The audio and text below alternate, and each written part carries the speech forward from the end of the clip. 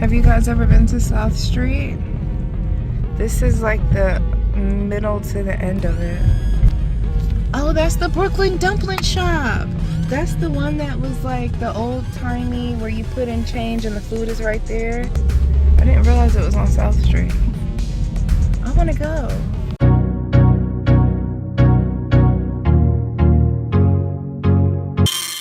And just like that, we are going. I'm so excited, you guys, because before the restaurant actually opened, I was reading about it. How the concept came from an old Philly gem that is no longer existing. The Horn and Hardart automat was seriously before its time, you guys. It opened in 1902 at 818 Chestnut Street in Philly, and it was amazing. Let people tell it. Like, for a couple of dollars, you could get yourself a coffee, a nice sandwich, some pie, whatever you needed, and you didn't even have to interact with anyone. They were behind these little doors and they were kept hot and fresh, and people would just come in. It would be packed. You guys, it closed in 1991. My mom and grandmother literally have memories of going to this automat. So the Brooklyn Dumpling Shop has literally reinvented this concept at a much smaller scale, okay, much smaller scale. But you walk in and it's embodying all of Philadelphia. Look at the graffiti work, like the artistry. It's gorgeous. Philly is everywhere. So the first thing we need to do is look at this menu. We have one of those little automatic things, okay? So we're gonna take out today because we don't have time to sit down. We were on our way home and then we made this little stop. Okay, so sandwiches. Now I didn't know what to expect. I don't know if it was just dumplings on dumplings, but you can see sandwiches. We have drinks. I'm seeing Wagyu beef pot stickers, you guys. We've got dumplings. Look at this mango lychee lemonade. Oh my goodness, if I was doing sugar, I would do it big. And I would have that mango lychee. Now, I was very surprised to see bowls and salads and healthy options, which is great. Seriously, I don't know if you can even be successful at this point without having those healthy options. These burgers look amazing, but the price looks even better. Do you see what I see? An $8 burger that looks like that. Yeah, we're gonna get a couple, so let's get a burger. And this is like a smash burger, I believe. And then they also have chicken sandwiches. I definitely wanted to try one beef item, one chicken item. I know it's a dumpling shop, however, I'm not gonna get dumplings because I wasn't in a dumpling kind of mood, you know. We know, that's all right. Don't judge, just enjoy the experience. All right. Now, this chicken sandwich does look quite delightful. I mean, it's got some coleslaw on there. It's got a lot of vegetation, actually. So, I accidentally put 3 sandwiches. Let's take one of those off because we don't need 3. We just need 1 beef, 1 chicken. And already, I mean, the total is at only $16, which is unheard of nowadays.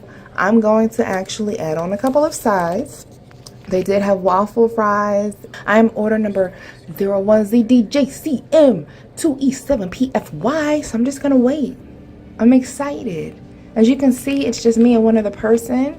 So I feel free enough to walk around, look a bit. I am loving the sanitary spray on the side of the trash can to let us know that they are cleaning the tables in between uses. Here's me feeling a little rough. But like I said, let's walk around. I was very surprised to see this huge window. Don't look at me because I'm looking at you, sir. I'm filming too. So let's run up the stairs really quickly. This is actually me walking at a normal pace. I'm just super fast. Is this a super cute, clean, like nice little dining area? I didn't know what to expect, but I was very surprised. At the same time though, I wasn't. Because if you know South Street restaurants and cafes usually do have a second floor where you can oversee the entire street, and it's so much fun. Imagine being here on a busy night, like in the middle of the night, and just watching the party from upstairs. It's awesome. I'm sure this place gets packed. You know it does. And it's affordable. Yeah, you know it gets packed. I wanted to head back downstairs, and finally somebody else's food was ready. So I'm like, how is this gonna work? Okay, so she did something at that little screen in the center, and then that little door slowly opens. There's a red light like the food is being hot. Yes, girl, check your food because you don't want to go home and be upset.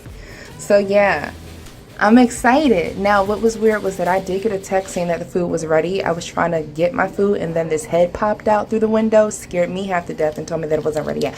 But now it is. So I scanned my receipt And I scanned the little barcode, and that's what happened. This door opened up, and yes, reaching in, that was a very hot cubby. You see that metal, everything in there is circulating and heating and rotating. I'm grabbing my food, and now I'm going. We're going to have to eat this in the car because I really don't want to chance the food getting cold and then the quality changing and then me having a bad experience. So let's run.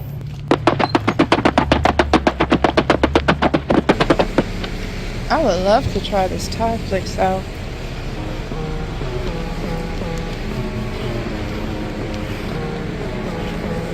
And by the way, if you've never visited this city during the holiday season, it's a whole vibe and an experience. I'm gonna need you to stop on by, okay? Through the months of November and December, and even January. I'm just gonna turn into your little tour guide really quickly because it's not just about the food, but it's about the experience. So we are in Old City. Why do I love Old City? Because it is the original part of Philly, the first part that was created. And you can obviously tell. I mean, the lamps alone look like they're from 1902, okay? Along with that automat. The buildings are so old. The streets, specifically in South Philly, are so tight. You can see plenty of cobblestone. They have chosen not to take up a lot of the cobblestone just to keep that historical factor. It really is like walking through history, and it's so charismatic and it's so beautiful to me. Look at the people enjoying their dogs, talking on the street, so safe. Now, not all parts are like this, okay? We're just talking about Old City, all right? So yeah, if you just visiting Philly in certain parts, don't get too lost. Don't venture out too much without a friend or a buddy. And don't lose your buddy, okay? With the ice cream shop. It's the oldest candy shop in America. You guys might have seen it. That's it right there, you guys. That's the oldest candy shop. The blue place in America. America. The waffles fries smell, I want a special word. I don't want a regular word. They smell splendiferous. And yes, the waffle fries were tasty. I don't know why I said waffles fries. I was too excited. However, I do know that brand, and I know that brown paper bag that they come in like very, very well. As someone who's worked in hotels as a chef and country clubs, so on and so forth, it's the same kind of waffle fry that you can get ordered from US Foods and all those other places. So let's go into something that they actually made. Okay, here's the chicken sandwich. It looks like a really big piece of chicken. It looks like real chicken breast. Hello, pickles. Hello, slaw. I love that the slaw is not mayonnaise based, but vinegar based. It's not some formed patty with minced meat. It's an actual chicken breast. It is well coated. It's crispy.